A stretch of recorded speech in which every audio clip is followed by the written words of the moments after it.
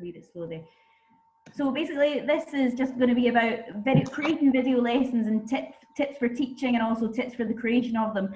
I like to make things simpler for staff. I like things to just run smoothly, not to be going off into a million different things. But I am also keen to hear back from you at the end if anybody's got any ideas of creating lessons in different ways. That would be really good. But we're just going to stick with PowerPoint today.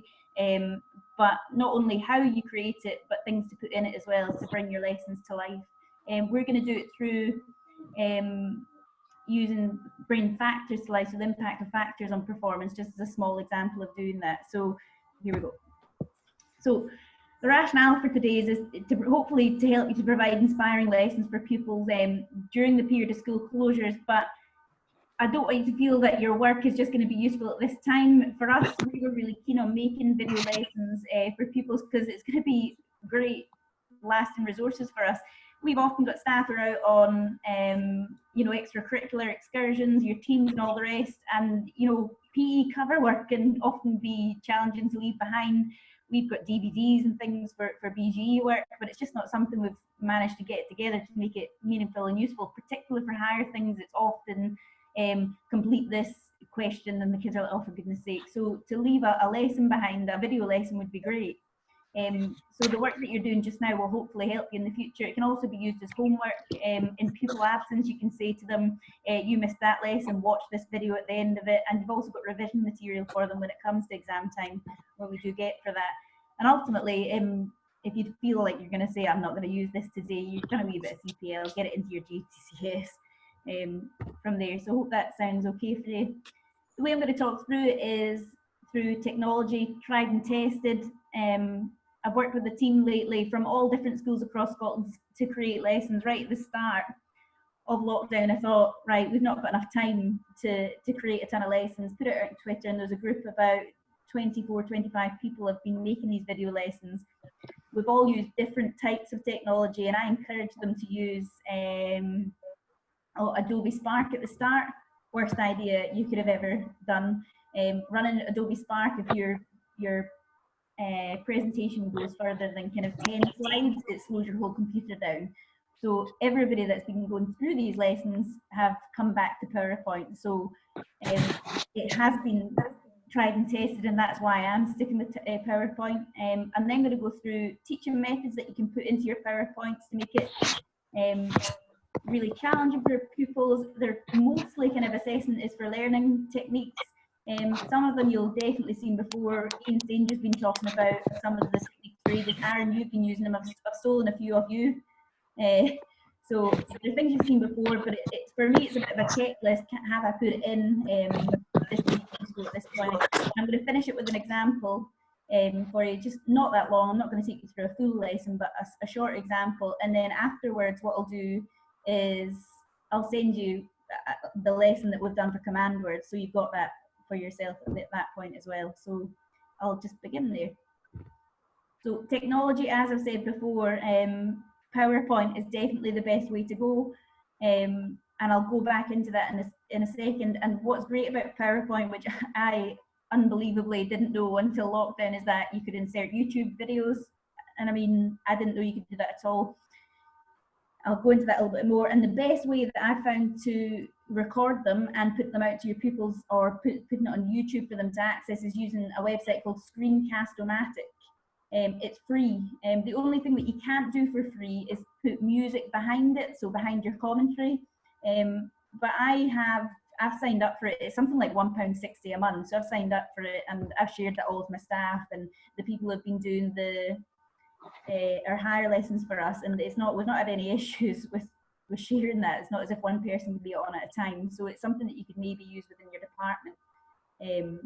If you are invested in the £1.60 a month type thing, I think it's about perhaps it's £9 or something like that, but it's not a horrible expense, but it's a great tool. But I'll go into these a little bit more. So PowerPoint, a few wee tips when you're creating your PowerPoint online video lessons is use design ideas. I think this is relatively new on PowerPoint, is design ideas. When you go into your PowerPoint, on the home tab, the furthest button to the right is design ideas, and it throws up far better design ideas than you would make up, well, you might be better than me at PowerPoint there, but it just gives you nice images to create that. So that's just a one wee tip there. Use online video record screen.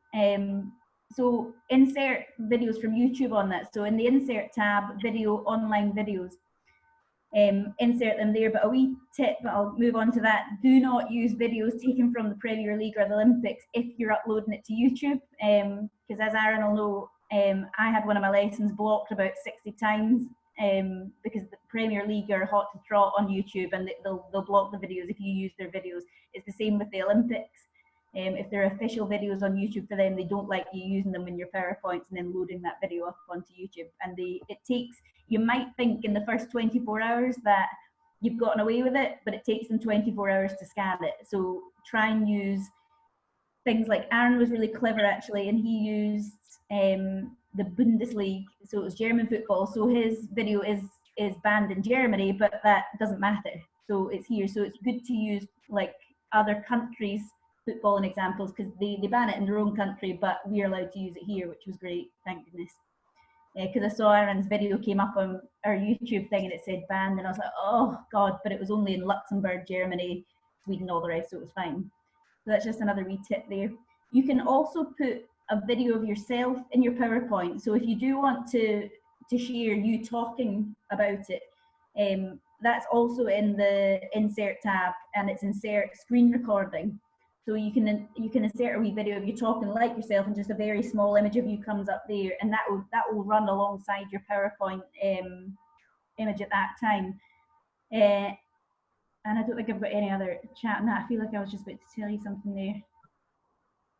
Yeah, that's fairly easy to use. I quite like that. That's what it was. I saw another member of staff on Twitter the other day bought a green screen, and it looked fantastic. He was floating in front of his PowerPoint. That's obviously taking it really like seriously, and it was amazing what they did. But another way to do it is to use that insert record screen as well, and that'll put that little image of you in there. It's up to you. It depends what you're comfortable with. I know some of the staff that I'm working with are not particularly keen. I'm not sure if the pupils need you on the screen to do that, but that's just another option for you. You're hiding behind this, so I can't actually see what's there. You can use record audio in your PowerPoint as well. What I would say is that is really quite good, and it puts you under less pressure if you record the audio alongside the PowerPoint. If you're using screencastomatic and you're doing the commentary at the end, it can kind of put you under pressure to be speaking correctly at all points. So if you do the audio with your PowerPoint at the time, it can take the pressure away in the timing of it when you're recording it on screencastomatic. The only thing I would say is when you're using record audio, then like in the insert tab, audio, record audio, the little kind of speaker button will come up on your screen. Put that behind the object so that that's not coming up in the middle of your PowerPoint when you're going through it. So anyway, those are wee tips. I know majority of you will know them already. I didn't, and I use PowerPoint all the time. It just shows you how little kind of CPD I've been doing on technology since I started teaching. So I hope those wee tips help. And apologies if it just bored you there. So yeah, don't use the Premier League or the Olympics, because it was a real pain having to go back through the videos again. So Screencastomatic, it's just www.screencastomatic.com. That's the website there. I'm pretty sure you've got this PowerPoint with you, so you'll be able to take that away with you. It's free. It's really, really simple. It downloads. It's almost like Zoom in itself. It just says open Screencastomatic, and it just brings a kind of rectangle around your screen, and it captures everything on it.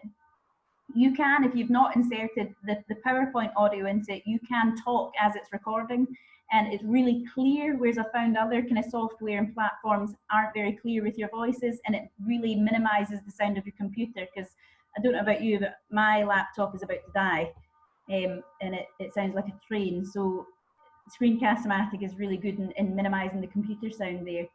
It records your PowerPoint at your own pace. If you want, you can pause it and go, or you can try to do it all at once, but it really doesn't take long at all. So going from having used Adobe Spark, and it took me 4 days to create one lesson, going back to good old trusty PowerPoint, and then using Screencastomatic was definitely the way for us. And lots of people have been in the same situation, and that's what's worked for them.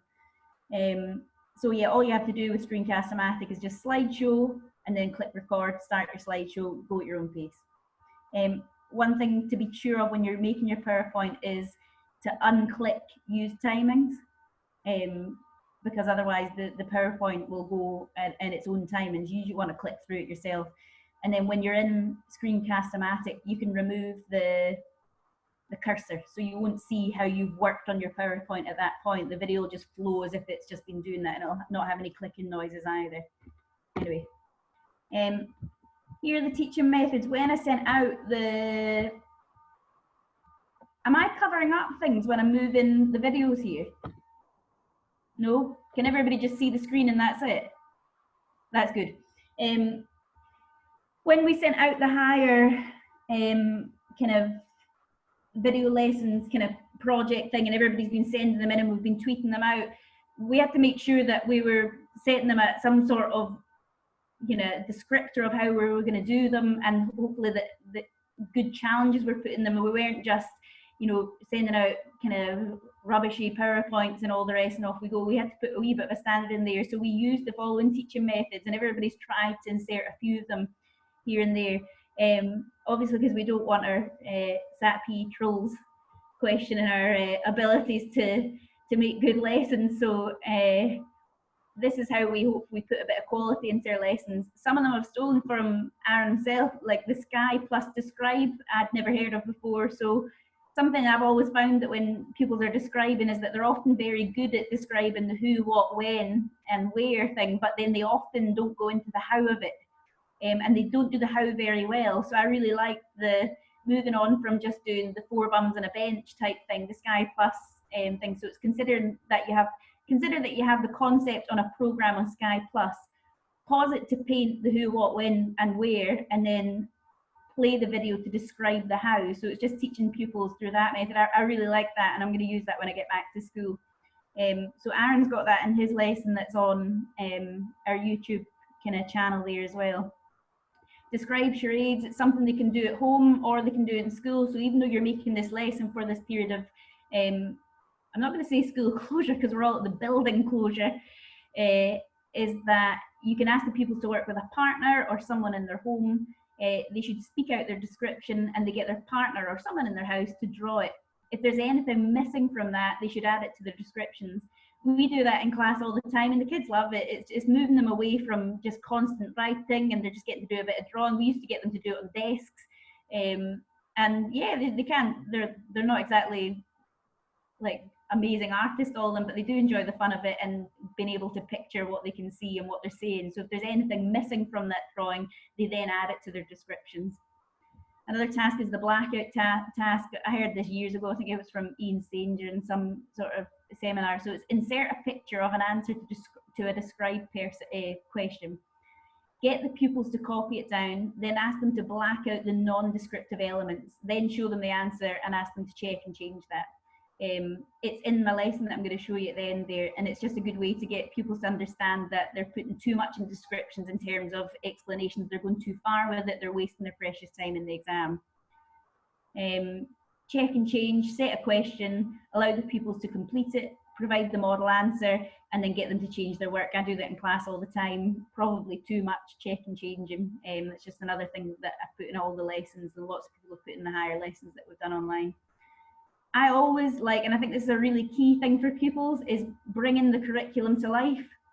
A lot of them have chosen their subject not because they love the theory, they love being their subject. So to make it even more relevant to them, I think is a great thing for them. So bring the content into the real world, make it realistic to them, relate it to skills for life, learning and work. And I don't simply mean bring it into the sporting context. Can you apply the knowledge that you're delivering into other contexts? And I'll go on to show you that in the lesson that I've got in the future, because they just begin to click, and that's where they get understanding from and not just knowledge. Question the answer. I like this one. All of these, it's not anything that we've made up, but it's things that we've learned along the way. So I hope you don't think that I'm sitting taking credit for these. It's not at all. I've learned them from other people. Question the answer. Put the answers on the video or in the PowerPoint and ask them to provide the question. I often do that as an end task in the lessons. So like, here's the answers here. What question is that? spot the difference, stole this from Aaron as well, exhibit different answers as to the pupils and ask them to spot the difference between them. Which one would gain more marks, or it could be, you know, what's the question to the answer again. But I would be looking for most of the time to ask them which question's worth more marks and why. I suppose that's the key question at that point. At the bottom, always in your lessons, you should obviously be covering command words. At this point in time, what's been happening with the closures of the schools, I would be sticking with the smaller ones, you know, your identify, your describe, your explain at first. That's what our higher lessons have mostly done in the ones that we've released on Twitter, because they should be achievable for all pupils, even pupils who, you know, obviously would be easily capable of doing analyse and evaluate. At this point in time, we should just be making them feel good about themselves, that they can do it. So it's not going to do them any harm. They can then ask you for further help at that point as well, because obviously once these lessons go out there, we're not having to do too much I've forgotten the word. You're not having to interact too much at the point when the lessons are out there, but you do want feedback. If they want challenged, ask them to analyse them at that point. You could do extensions tasks at that point for those command words. Answer structures, use them throughout your lessons as well. These are the ones we use at the bottom. I work with the SQA at National 5 level. I also work with the higher team as well. So like the command word structures have been coordinated and become even more coordinated. These are the ones we use in Bears Den. It's the who, what, where, when, why. Who, what, where, when, and how for describe. Factor, context, impact for impact and performance at National 5. The P change, point, evidence, example for explain. Cause, action, and reasoning for justify. DER, decision, explanation, reasoning, and then I for analyze, and IVJ for evaluate. If you do want me to go into that, don't worry about it, because the example lesson that I'm going to send out to you has all these in it. So don't worry about wondering what the hell I'm talking about these command words, the answer structure at the bottom, because I've covered it in that lesson. It's a huge lesson. So I'm also going to break it up into describe, explain, and send them out as separate lessons because it's far too big. Although you can just say to kids, stop at 4 minutes. That's all the lesson that you're doing today, but I will break it up. But I'm sending you the full one today. Down even more. So that's the teaching methods that we asked the staff who were creating the higher lessons to include into their lessons. Not all, some, whatever's appropriate for whatever you're teaching at that point in time. So I'm going to move on to just a really short example of a PowerPoint lesson that you would bring to life through video, which would just look exactly like this. This layout here was created through the design, I can't remember what it's called, design, yeah, the design ideas on the PowerPoint. So it's just a much nicer layout than what I was used to doing with my schools. So learning intention, I will understand and be able to demonstrate the impact of a social factor on performance. Just a wee bit of info there. I just had a meeting with a group of PE teachers there with Education Scotland. Now, it wasn't directed by Education Scotland, but a lot of us were talking about how at this point in time we might be sticking with mental, emotional, and social factors just now, and starting to cover them in more detail, and perhaps leaving the development of an understanding of physical factors to perhaps later in the year when we find out what's going to be happening with schools and our subjects. So that's just something to think about. I hadn't thought about it till then, but it is something I'll probably focus on, is more the mental, emotional, and social. So that's why I stuck with that today. So success criteria, I will be able to describe the impact of a social factor on performance, and I will be able to explain the impact of a social factor on performance there as well. So I'm just sticking with describe and explain for the pupils just now, but as more and more lessons come out, we'll be able to look in and choose between them if we do want to advance them at any point. So I would then introduce it by just saying what are the social factors. We do need to introduce them to it. Some of our National 5 pupils, if you don't have elective courses in S3, so just the social factor, and today we would be then focusing on communication. Communication, I'd be telling them what it is as well, the telling or exchange of information, you guys know this. And then I'd move on to a describe task. So just using the 4 bums on the bench. So paint a clear picture of what is being asked for you. Who, what, where, when, and how. Think 4 bums sitting in a rugby post. I had to remove the middle one because it had Y in it, so there's a bit of a gap in there. So just telling them what the describe is, using a visual to do that, and then moving on to the next one. So task one, what I'd asked them to do is watch and learn and consider how Kobe Bryant is using communication. Pick one part and describe it. So that's the inserted YouTube video there, which before all this happened, I didn't know how to do that. You might be thinking, how the hell did you not know that? But I didn't. So it's great. It just comes up on your screen.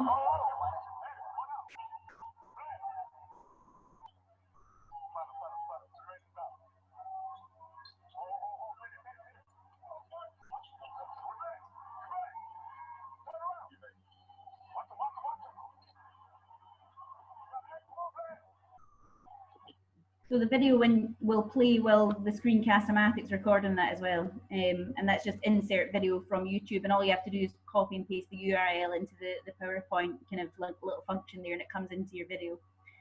Sometimes when I've been saving my PowerPoints and going back to them, the link's broken. I don't know why. So it might be an idea, if you are planning to create an online lesson, a video lesson, is actually to record it at the time, because I got really fed up when I had millions of YouTube videos placed into my PowerPoint, and I'd go back to record it at the next point. They were all gone. I had to do it all again. It just wasted time. So if you're planning to do a video lesson, I would just do it in that one chunk.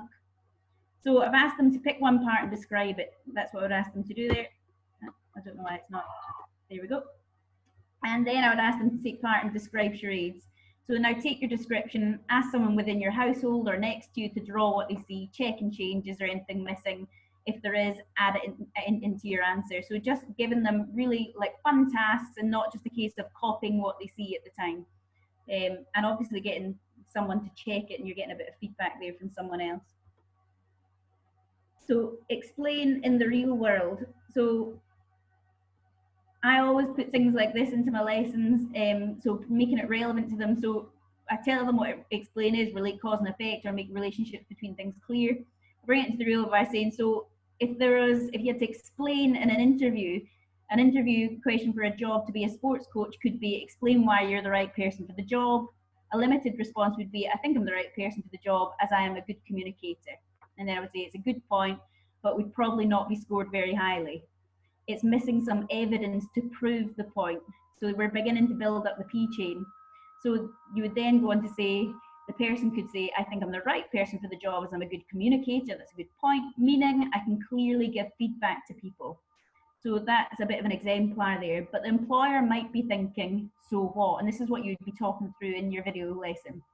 So you need an example. Oh, there's a wee typo there. You need an example of how this would make impact. So the final example would be, when someone performed a skill, there was part of it that needed corrected. I quickly and clearly pointed this out, and they were able to correct it straight away. So you've built up the P chain for them, and you've brought it into a real life situation. So we're not constantly talking about sport, because we're trying to get them to understand and not just know. There's often a focus when we're teaching, it's just, you need to know this, you need to know this, you need to know this.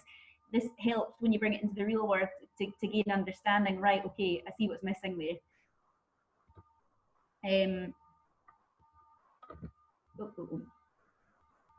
First answer structure. Just re-emphasizing what that went over there. So basically you need to P to explain, so point, evidence, example. So just clarifying what you went over in the real life example. And then let's try and explain how communication would impact on Kobe's performance in basketball. So that you would give them the point, you would say, right, at this point, I'm going to give you the point. It's Kobe uses his arms to communicate. And then can you complete the evidence and the example? So that's the task. I should have said task 2 there, but I've not done it. Can you complete the evidence and the example? So you give them time, you would say at this point, pause the video, go away, can you complete the evidence and the example? And I would encourage them to use the acronym, the PEE. We always say that in our classes, write your answers using the answer structures. Don't be scared to do that. You're not getting marks for how nice your paragraphs look, just break it down. So possible evidence and examples, and this is check and change really. So I've given 2 examples there because I don't think there's many more coming out of that, meaning he can show that there's a gap in the defence, and the example is so that the defender is alerted and quickly covers the gap to stop the attacker getting close to the basket. Check and change your answer. Was there anything missing from that? Meaning that he can show that he is ready to receive the ball. Example, so that he receives the ball prior to the defence getting close to him. So check and change your answers. anything missing. If you could say to them at that point, because you're obviously wanting to interact with the kids, if you've got a different answer, send it to me on whatever format you're using, your schools are working with, and then you can check from there. So you're not limiting them or allowing them to sit there thinking that they've done something wrong. You're opening up the avenues of communication, even though we're sending out video lessons. I don't know about everybody else, but we've had a lot of requests from parents, can we do live lessons? But our main reason for not doing live lessons is at the moment, currently, we're not allowed to do Zoom lessons with our pupils. But the other thing is that often they can't, it's inequitable at times to set up a live lesson. Pupils are missing them. They may not have access to that one laptop at that time. So we like having recorded lessons that can be accessed at any time. Anyway, I would finish this very short lesson, and this is the kind of length of lesson I'm putting out to the pupils at the moment with the give a question to these model answers. I want the marks included as well, so you're beginning to build up a bit if you've done prior learning in terms of, well, we introduced the command words and how to describe to them already with the lesson that I'm going to send you. So I want the kids to be able to tell me, well, how many marks is it worth as well? I don't just want the question, give me the marks as well. So they would look at these two answers, decide what question would be attached to it, and give me the marks. And I would give them those answers to check and change on the next page. So explain the impact of a social factor in performance. That was only 1 mark, and describe the impact of the social factor in the performance. That's only 2 marks. Just wee tips that I find helpful going between working at the SQE with National 5 and higher. Roddy, I hope this coordinates with what you were saying yesterday, so dive in if it doesn't. I often teach the pupils that for National 5 I want 2 points of description to gain 1 mark, and for higher I want 3 points of description, so 3 different parts of that description in there. So for example, we have poor communication and players' positions are not known. That's a kind of point, that's 2 points there. Players may be placed in the wrong position and won't know the zone to cover and allow the opposite team space to shoot and score. So that for me is only 2 marks at higher. But it depends what level you're setting your lesson at. So there's 2 examples of these lessons on YouTube. And obviously you can put links into your own lesson as well. The first one, I think, is that coming up?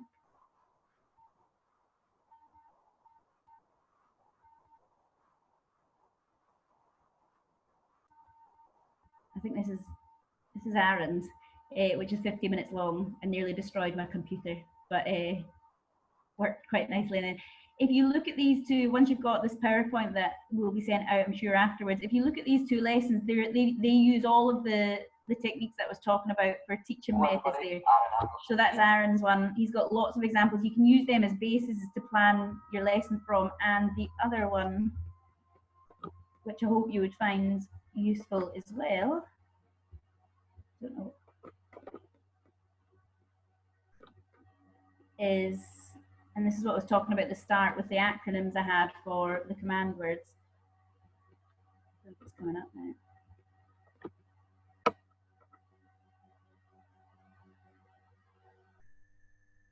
I don't know what's happened to that there. Yeah, this one's the lesson that I did. It took me 4 days because I used Adobe Spark, which was a massive mistake, so it's not as good as that. This, it's not my voice either. I made my husband do it, as you can guess. This goes through all those teaching methods, and it goes through all the command words. I brought analyze to life by using Dragon's Den, because they analyze products all the time. So we always use, when we're going over analyzing our classes, we always talk about analyzing a product. So analyze, if you had to sell like your scat test to the dragons, how would you go about it?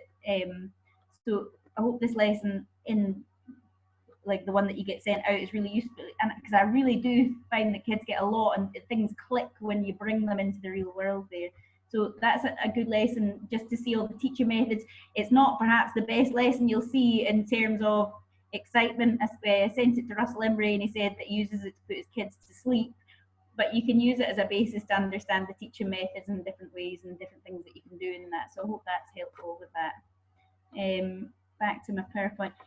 That actually finishes what I'm talking about there. I hope I've not talked too fast.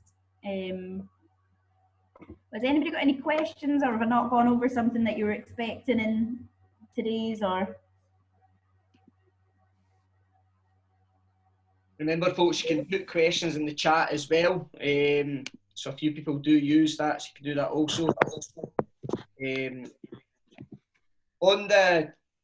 On the command word, so with explain, for example, so tomorrow Lindsay's going to do one on command words as well, folks.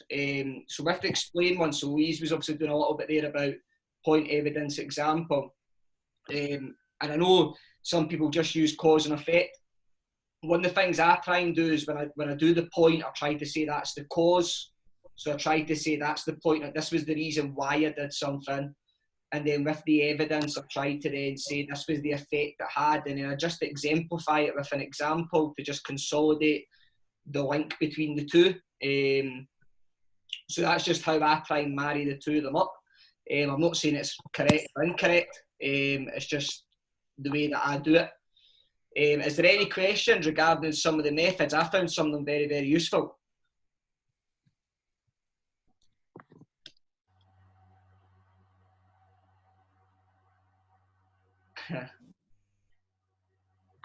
Has anybody been using online lessons, video lessons, and used other software which they found really good, or?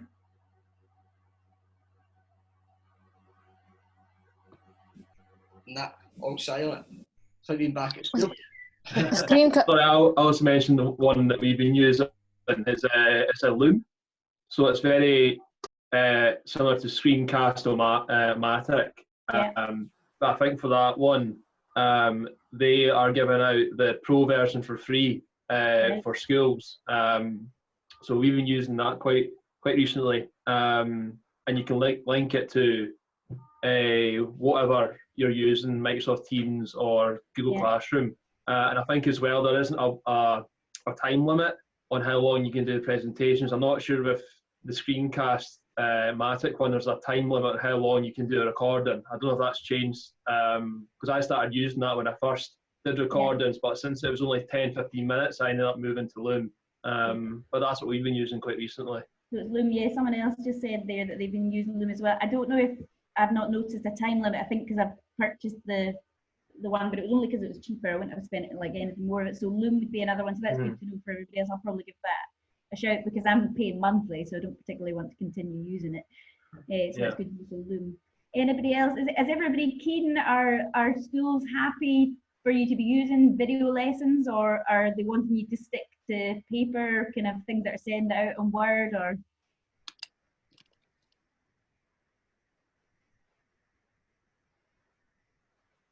I think Lydia's just said as well they use, is it Screencastify? Yeah. Yeah, I've never heard of that. I've never heard of Loom either, to be honest. Neither I know, so it's good to know. So it helps me. Yeah, we've not had any real guidance on what we put out just now, but certainly as a department, looking long term, as you've said already, anything we produce will then duplicate for cover work in the future. But it's obviously juggling. People have got families, it's juggling their work and trying to get stuff out that's suitable. So I see this as probably part of CLPL for the next year to get stuff up. So it was great to see that, because we're not using any of that, and it will give us something to play about with and try and pull stuff together, because we've got all PowerPoints with all the same information, but it's not interactive, and you know, it must be horrible for the kids it's bad enough having to go through it in school, never mind when they're at home. So plenty to do there for us older people. Mark, there's lots of like there's all of the kind of mandatory knowledge and understand for hire. It's for hire, but lots of the lessons that could be suitably used for National 5 as well are on. They're not Bears MPE's videos. We've only done one. Roddy, who's here as well, he did another one. They're all on our Twitter page, and SATPE have retweeted them as well. It's under a YouTube channel called A Wee Bit of PE in Scotland, and I think there's about 18 lessons so far, and they can be used for hire in National 5 at any point. Have a look at them first. Some of them might not be suitable for you, some of them do different tasks, but they're there and ready for you to use as well.